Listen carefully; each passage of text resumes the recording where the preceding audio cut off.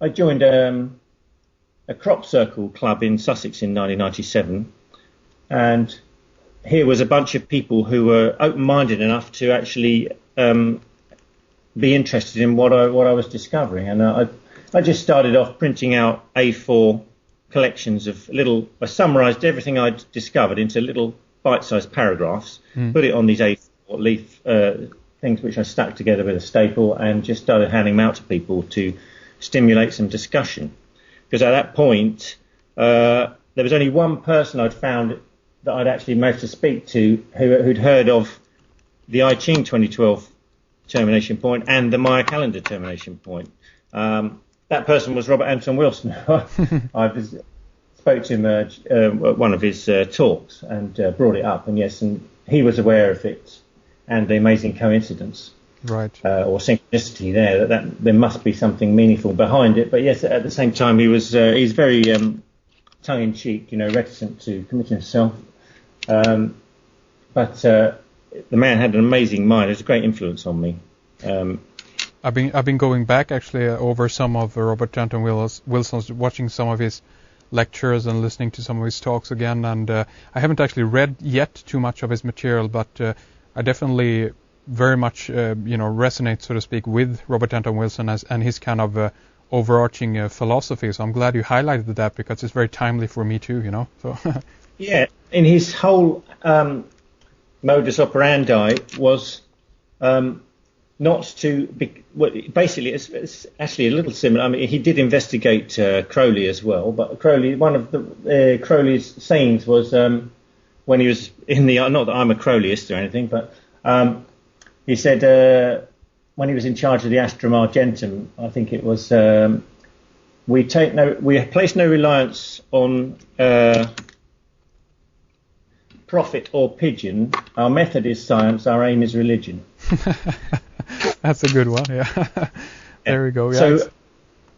So Wilson's sort of method was to immerse yourself into belief systems, but only temporarily, to immerse yourself sufficiently to become subjective about them, but then at the end of the experiment you withdraw and become objective again, and that way you don't get sucked in and you can still operate objectively and take on new information without having to have an agenda and start, because Yes. when people get attached to any particular theory or idea or viewpoint, then they start to filter in order anything that doesn't quite match up with it or fit in with it, they start to put that to one side and only concentrate on the things that fit in with it, and that's when things start getting distorted.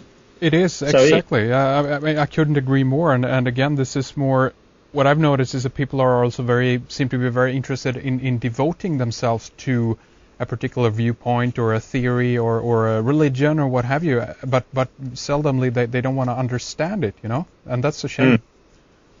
I think Wilson used to say something like every Thursday afternoon after lunch you should even start to get your head round the opinions and theories that you hate the most. Keep yourself broad-minded. Yeah, exactly. Well, it's a good trick, and I mean, if we apply that to the phenomena as it has become now of 2012. I mean, there's so much information, and it's growing by the day. Is it difficult to stay objective when it comes to 2012, you think? Well, yeah, I don't know. I go through phases of a sort of being attached more to one idea and another idea, and some days I just don't believe anything. But, overall, yes. I think something is going on here, and it's well beyond coincidence that all these things matching up like this. Yeah. But generally speaking, I still don't think there's enough information for us to actually come to a definite conclusion about it. And I think my job, if you like, has been to get people thinking and doing their own research, but to help them along the way by stopping them wasting their time going up blind alleys. Right. And so after I got started doing those A4 leaflets, then it sort of developed into a booklet, a proper staple booklet with little pictures as well. only in black and white, but I was knocking them out for a cost price sort of thing. And then I started. The Crop Circle group asked me to do a talk, and I started repeating the talk at other groups, and eventually I started to think about the website, and then so the booklet was basically what was the first thing on the website. The Beyond 2012 section is basically based on that A4 booklet, which was called Beyond 2012. I see, and one thing that I'd love to ask you here is, as we progress towards this date, December 21st, 2012, we're only soon about 4 years away, and I've probably been following this for, let me think here, probably since 2001 or 2 in one form or another. At least the interest began to bubble up at that point, and then I've been more or less immersed in it. And I've obviously had, myself, different theories and ideas of what is going to happen, especially as we progress towards this date. And I'd like to ask you, if you think so far, if things have played out as you expected them to. Maybe you didn't have any expectations to begin with, but I certainly did. And, if you had any expectations, have things gone, faster than you expected, slower, more exciting, or even more boring? What do you think? Yeah, I suppose it seems rather slow to me, having sort of looked into it and looked that far ahead. But the whole thing about this, a lot of these graphs, the time wave is one, and Robert Anton Wilson's analysis is another one, and it was based on a study by Georges Andelard, a Frenchman, and Wilson sort of expanded it greatly over several years actually. And he concluded, basically, if you take the knowledge at the time of Christ and measure the time it takes to double and double again, you get a graph that goes vertical just after the year 2000. When he finished his survey, Wilson was quite amazed by the fact that all this information he gathered and graphed like this seemed to tie up with McKenna's time wave, and it also seemed to tie up with Peter Russell's ideas of a sort of spiral of time that spirals in on itself into an infinite regress in the centre of the spiral, which is a sort of paradox because it represents one moment and it also represents a time going on to infinity.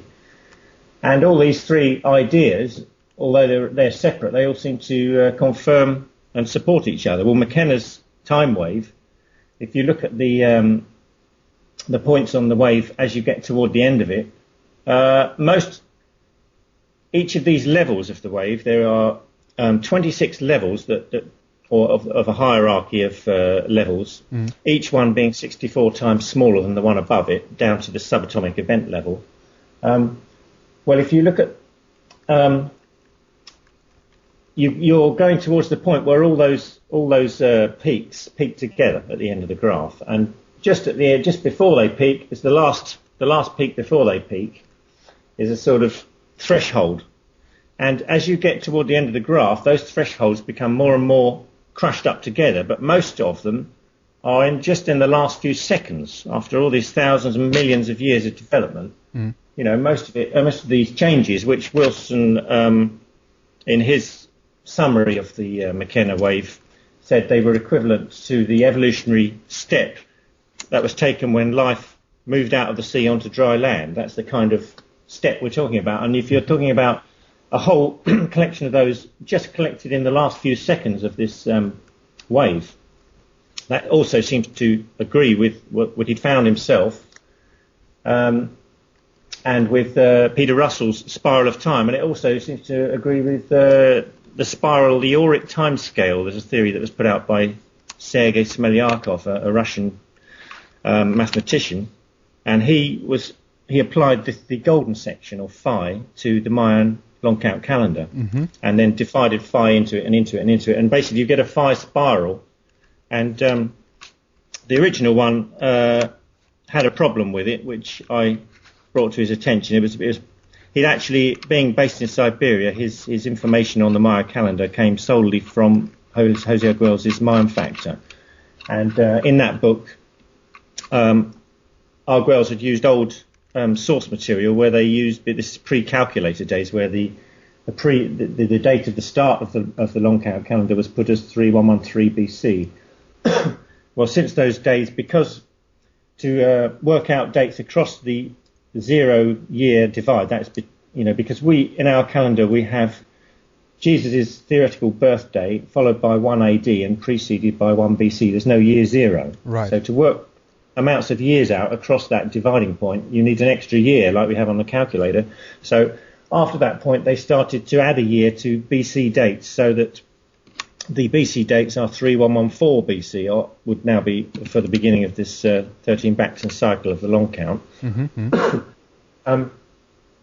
So what Smelyakov had done is he'd realised there was a year missing, and he'd added it on the end, thinking the Maya had made a mistake, and the whole thing ended in 2013. So his original 64-page mathematical treatise was a year out in its endpoint. So what he was finding was where the phi spiral comes to a junction point, he called it a bifurcation point, and that correlates to significant historical events and the births of avatars. In a similar way that on the time wave, the peaks and troughs on the wave correspond to historical events as well. Yes. But once I pointed that out to him, it also had to be adjusted, because he hadn't actually realised that it was a spiral that could spiral into itself. Once it had been adjusted so the spiral didn't actually end in 2037 like in the original, but on the winter solstice of 2012, and this 1 year discrepancy was also sorted out with the missing year 0. Then it was found that the bifurcation points were much closer to their historical events that should be associated with them. And the most incredible one was in the one in 1945 that was only 2 days away from the Trinity test, which is presumably the first nuclear device exploded on this planet. So yes. That brought it into a close relationship with the time wave, because they're both accelerating time systems ending in 2012 and both correlated to our calendar with the explosion of a nuclear bomb. But there again, you've got this acceleration towards the end where the spiral spirals into itself, and you've got this paradox of an infinite regress and a single point in time occurring at the same place. What do you think that means? Many people have different theories, of course, about this. Do you think that this is solely about man's technological achievements? Is this on a geopolitical scale, or are we talking about evolution of the species here? What do you think? Yeah, it seems to be it's kind of split the whole thing into two camps in a way, because this the information, if you analyse the long count calendar of the Maya, which Jenkins has shown is based, the endpoint of it is based upon a galactic alignment, which is the alignment of the winter solstice sun with the galactic equator. Now, that is a process that happens over around 36 years, because basically they were measuring the precession of the equinoxes, because the movement of the solstice sun position closes up slowly over the years onto the galactic equator. So precession moves at the rate of around 72 years for 1 degree. So yes. The sun's half a degree wide, so it's about 36 years that it takes for the sun to actually cross that galactic equator. Now that implies that this is a window area. This is something that is a slowish process that takes around 36 years to complete. But the Maya actually pinpointed one specific year in that process, which is 2012. So that in itself brings the question, which some people ask, if the centre point of this process is halfway through, which according to astronomers, the astronomically exact point where the winter solstice sun crossed the galactic equator exactly was around 1998. So people say, okay, so did the Maya get it wrong then? Did they actually target that process